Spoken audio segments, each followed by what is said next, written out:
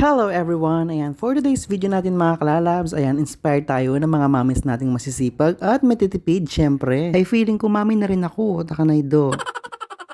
At speaking of pagtitipid mga kalalabs, ayan, umorder kami ng aming dishwashing liquid kit. Ayan, gagawa tayo ng dishwashing liquid natin para naman makatipid-tipid. Takanaydo, mahal kaya ng mga ganyan. Ay, imbis na umorder kami sa mga nagpapa-order, ay gagawa na lang po kami ng sarili namin at hindi naman po siya mahirap gawin dahil may step by step naman siyang susundan. Step 1 tayo mga kalalabs. Ayan, maglagay muna tayo ng 14 liters ng tubig sa ating timba.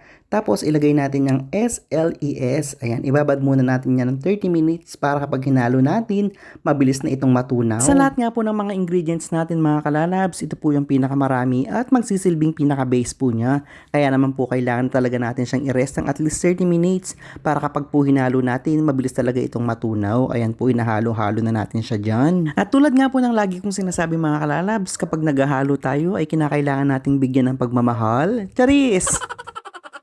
Ayan, dito naman po mga kalalabs, papasok na tayo sa ating step 2. Ayan, kailangan na po natin idagdag at i-shake muna natin ang ating DWL Premix bottle. Ayan, at kahit maliit nga po yung ating bottle dyan mga kalalabs, napakarami na po niyang nilalaman dahil nandyan na po yung ating antibacterial, water softener, ayan yung decreaser o yung pantanggal sebo, syempre yung scent at saka yung colorant. Ayan, haluin lang natin yan ng mabuti mga kalalabs hanggang sa magmix po ang lahat. Step 3 naman tayo mga kalalabs. Ayan, kailangan na natin idagdag ang ating super bubble booster. Ayan, haluin lang to ng mabuti hanggang matunaw siya lahat.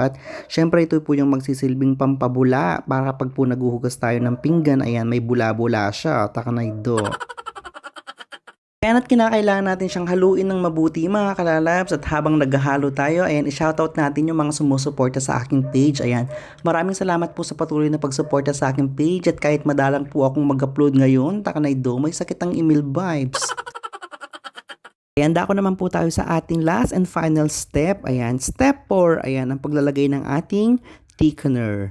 Dito naman po mga kalalabs, dahan-dahan lamang po tayo sa paglalagay habang inahalo hanggang sa ito'y lumapot. At talaga naman pong mafe-feel mo siyang lumalapot habang inahalo mo siya at kinakailangan pong talagang matunaw yung thickener. At habang nga pong dahan-dahan natin inalalagay yung ating thickener dyan mga kalalabs, mafe-feel mo rin po na bumibigat yung hawak mong panghalo dahil nga po sa ito'y lumalapot na. Ay tingnan nyo naman po yung texture o pwede na po talaga siyang panghugas ng plato at kabango pa niya. Takanaydo. After nga mga kalalabs, wala ka na pong ibang gagawin dyan kundi maghalo na maghalo hanggang pong sa mapil mong manhid na yung kamay mo. Charis, takanaydo. Ay pag may nickel na kayo, tanamang metong gamat mong gamitan mo, takanaydo. Tingnan nyo naman mga kalalabs, pwede na po siyang pa-order. Ayan, PM is the key mga kalalabs, takanaydo. Ayan, at kung feeling nyo po mga kalalabs ay okay na siya, ayan, kailangan muna po natin siyang i-rest ng at least isang araw bago po natin siya isalin sa ating mga botelya at gamitin. O diba, meron na po tayong dishwashing liquid, hindi na po tayo o-order sa iba, takanaydo.